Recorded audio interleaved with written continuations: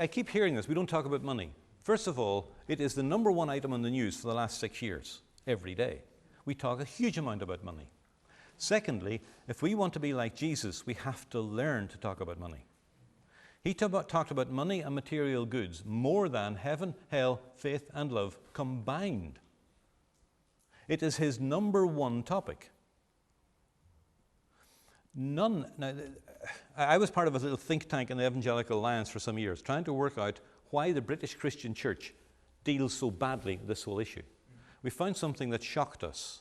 None of the seminaries, none of the Bible colleges in this country that's producing the leaders for our churches, none of them deal with a biblical view of the stewardship of money during their training. None of them.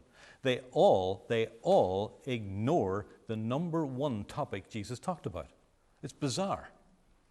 See, Jesus did stuff that we'd consider rude. He looked at the private giving of individuals and commented publicly about it. That's how we know the story of the widow with the 2 coins. It says he sat opposite the offering box at the temple watching. Try that in church on Sunday.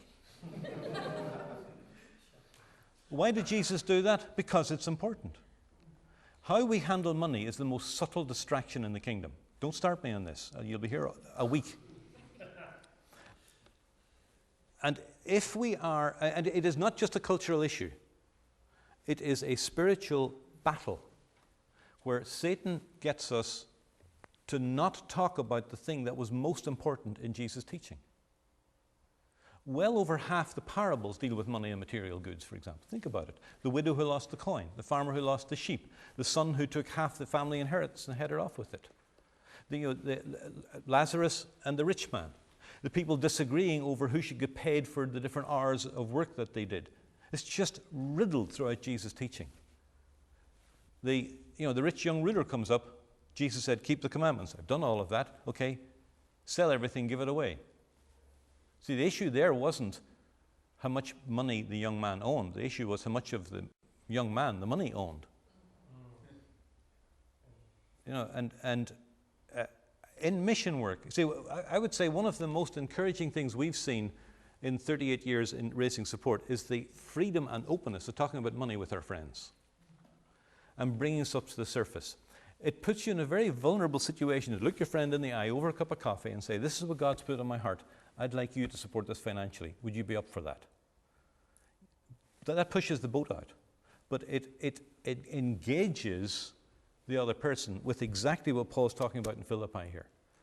Paul had no trouble talking about this, and we need to learn how to do it. I agree with you, we're bad at it. I agree with you, the church is bad at it. But that doesn't mean we should continue to be bad at it. And let's get good at it in a way that honors God. See, when Paul talks about to the church in Philippi, it is God honoring. It is not about his own, but what he will get. It's about kingdom. It's about sacrifice that's pleasing. It's all this stuff. It's not, I need this, so would you give? And I think that's the problem many missionaries have either got into or are afraid of, is how do you talk about this in a way that honors God?